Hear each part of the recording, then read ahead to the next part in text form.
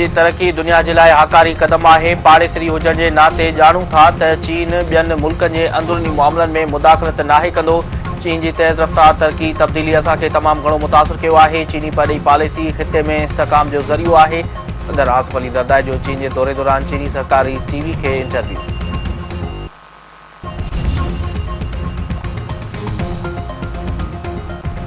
सिंध जे वॾे वज़ीर सैयद मुराद अली शाह चयो आहे त संदसि परॾे में हुअण सबबि वकीलनि SSP हैदराबाद जी ऑफिस में भंजा करण जी हिमत कई। एहतजाज सभिनी जो हक़ आहे पर रियासती अमलदारी खे चैलेंज न करणु घुरिजे। हू सिंध मां धाड़ेलनि जो मुकमल तौरु ख़ात्मो आणींदा। ख़बर न आहे त धाड़ेल जदीद हथियार किथां वठनि पिया। सिंध हुकूमत जदीद हथियार वॾी मुश्किल सां हथ कया आहिनि। अमन मान जी सूरत घणी ख़राब न आहे। शिकारपुर कश्मोर ऐं घोटकी समेत ॿियनि इलाइक़नि में अमन मान जी सूरत में बहितरी थी आहे। केतिरा ई धाड़ेल मारिया विया आहिनि। टिनि सूबनि जो दंग हुअण सबबि त अमन मान जी सूरत क़ाइमु करण में ॾुखियायूं पैदा थींदियूं आहिनि। पुलिस थाणनि खे मॉडल बणाइण जो कमु शुरू कयो वियो आहे। सिंध जे हर ज़िले में मॉडल थाणो क़ाइमु कयो वेंदो। उमरकोट जे डॉक्टर शाहनवाज़ कुंबर ते दाख़िल मुक़ाबले जो केस जाली करार ॾेई ख़ारिज।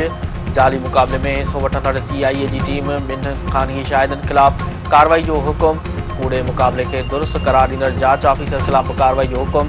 DIG मीरपुर ख़ास ऐं SHO सिंधड़ी खे बि नोटिस। FIA तरफ़ां जमा करायल कतई चालान जा वधीक तफ़सील साम्हूं अची विया।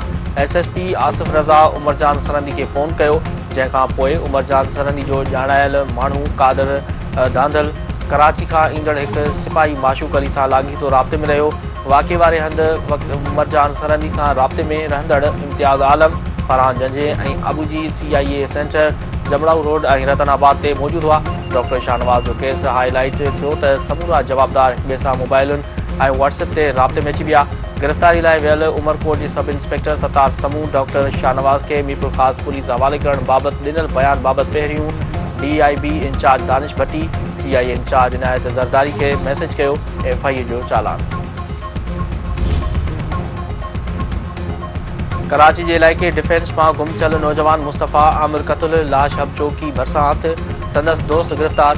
DIG CIA जो चवणु आहे त मुस्तफ़ा आमिर खे संदसि दोस्त मोहमारी खां पोइ क़तल कयो। अर्गमान नाले जवाबदार मुस्तफ़ा आमिर जो लाश खणी वञी हब चौकी वटि गाॾी में विझी बाहि ॾिनी। जवाबदार जे घर ते छापे खां पोइ मक़तूल जे मोबाइल फ़ोन हथ कई वई। हमास ऐं इसराइल विच में जंगबंदी मुआहिदे तहत क़ैदियुनि जी मटासटा जो सिलसिलो जारी। अरब मीडिया जो चवणु आहे त हमास ऐं फ़लस्तीन इस्लामी जिहाद अॼु टे इसराइली यरगमाली आज़ादु कंदी। इसराइल जंगबंदी मुआहिदे तहत 369 फ़लस्तीनी क़ैदियुनि खे आज़ादु कंदो। हमास जो चवणु आहे त खेनि उमेद आहे त जंगबंदी जे ॿिए मरहले ते ॻाल्हियूं हलंदड़ हफ़्ते ई शुरू थींदियूं।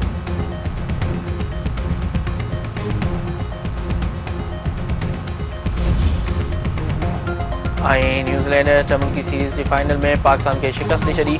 मचल ऐं लेथम जो शानदार 50 क़ौमी टीम तरफ़ां पाकिस्तान जे कप्तान मोहम्मद रिज़वान जूं 46 ऐं सलमान अली आगा जूं 45 रन।